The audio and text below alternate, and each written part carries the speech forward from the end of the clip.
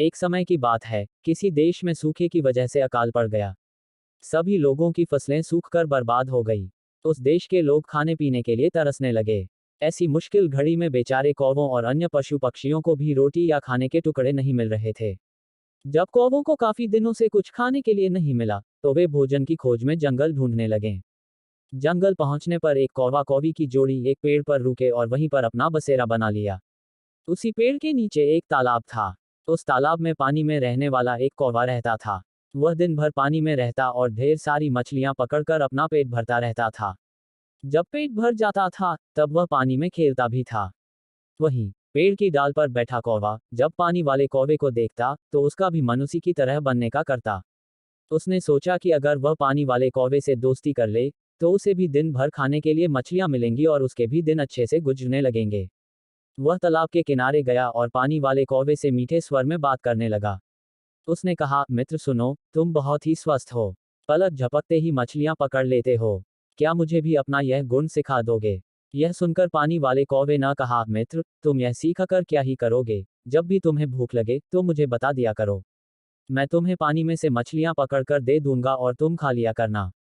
उस दिन के बाद से जब भी कौवे को भूख लगती, वह पानी वाले कौवे के पास जाता और उससे ढेर सारी मछलियां लेकर खाता। एक दिन उस कौवे ने सोचा कि पानी में जाकर बस मछलियां ही तो पकड़नी है। यह काम वह खुद भी कर सकता है। आखिर कब तक वह उस पानी वाले कौवे का एहसान लेता रहेगा? उसने मन में ठाना कि वह तालाब में जाएगा और खुद अपने लिए मछलियां पकड़ेगा। जब वह तालाब के पानी में जाने लगा, तो पानी वाले कौवे ने उससे फिर कहा, मित्र, तुम ऐसा मत करो। तुम्हें पानी में मछली पकड़ना नहीं आता है। इस वजह से पानी में जाना तुम्हारे लिए जोखिम भरा हो सकता है।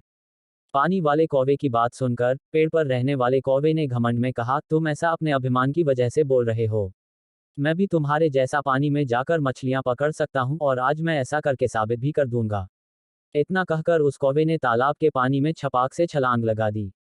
अब तालाब के पानी में काई जमी हुई थी, जिसमें वह फंस गया।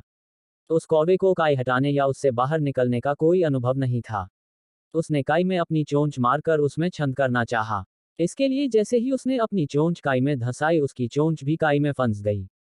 काफी प्रयास करने के बाद भी वह उस काई से बाहर न निकल सका और कुछ देर बाद पानी में दम घुटने की वजह से उसकी मृत्यु हो गई। बाद में कौवे को ढूंढते हुए कौवी भी तालाब के पास आई। वहां आकर उसने पानी वाले कौवे से अपने कौवे के बारे में पूछा। पानी वाले कौवे ने सारी बात बताते हुए कहा, मेरी नकल करने के चक्कर में उस कौवे ने अपने ही हाथों से अपने प्राण धो लिए। कहानी से सीख, किसी के जैसा बनने का दिखावा करने के लिए भी मेहनत करने की जरूरत होती है। साथ ही अहंकार इंसान के लिए बहुत बुरा होता है।